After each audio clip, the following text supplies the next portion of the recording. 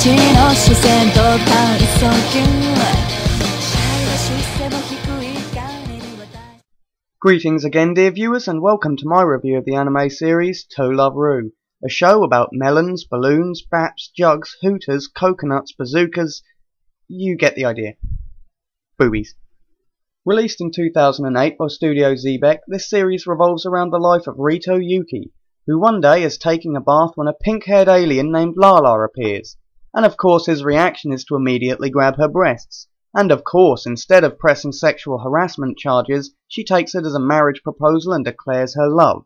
Though at this point the FBI told me I have to give the following warning. If you encounter an alien lifeform, please report it to the government, and under no circumstances are you to molest and or grope its lady parts regardless of how bouncy or squishy they may be. Now that the official stuff is out of the way, I'd like to say a quick word on the topic of fan service. Why, you ask?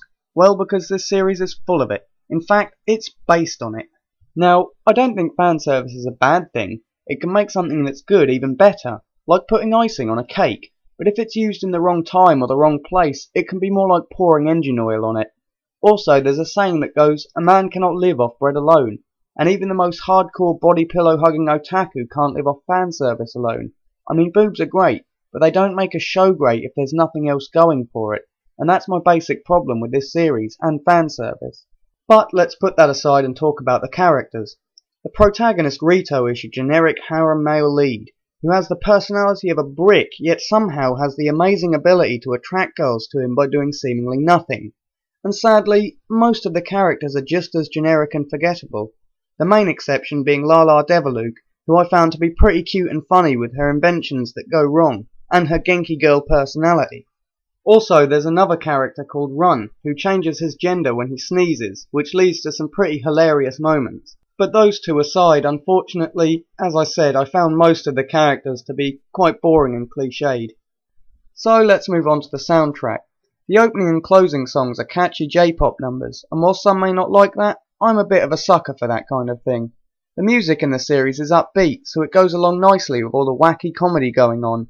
Overall, it fits with the show just right. As for the voice actors, I'll have to give a shout out to Tomatsu Haruka, who voices Lala and does an excellent job of raising the kawaii levels to moe-induced nosebleed proportions. So all in all, this may not be the most outstanding soundtrack, but it gets a passing grade. Now for the animation. This series is from 2008, and considering that, it's pretty good. As you'd expect from a fanservice anime, the character design is nicely done, but it fails to deliver with so-so backgrounds and choppy animation in the more fast-paced moments of the show. It seems to me they spent way too much time on trying to get just the right jiggliness, and forgot about everything that wasn't attached to a girl's front or back end, which is disappointing considering the characters end up everywhere from space to the Amazon jungle. Also, I'd advise you to find the uncensored version, as the censorship is particularly annoying. With beams of light coming out from nowhere and thick lines covering half the screen, it gets ridiculous, and not only kills the show but defeats the purpose of making a show like this in the first place.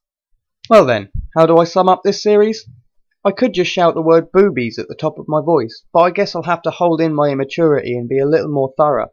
I have quite a few gripes with this series. Its storyline is absent, and what is there seems pointless. The characters can be found in any other harem just by removing the fact that they're aliens, and honestly, I just didn't find it engaging to watch.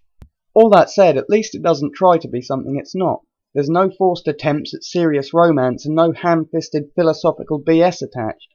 It's content to be what it is, and that's a fanservice marathon with a few giggles thrown in for good measure. So whilst I didn't really enjoy this series, I can see how others, namely horny teenagers, might. So would I recommend this series to you? Unless you particularly like harems, hentai without the sex scenes, or just can't say no to your raging hormones, then no. No, I would not.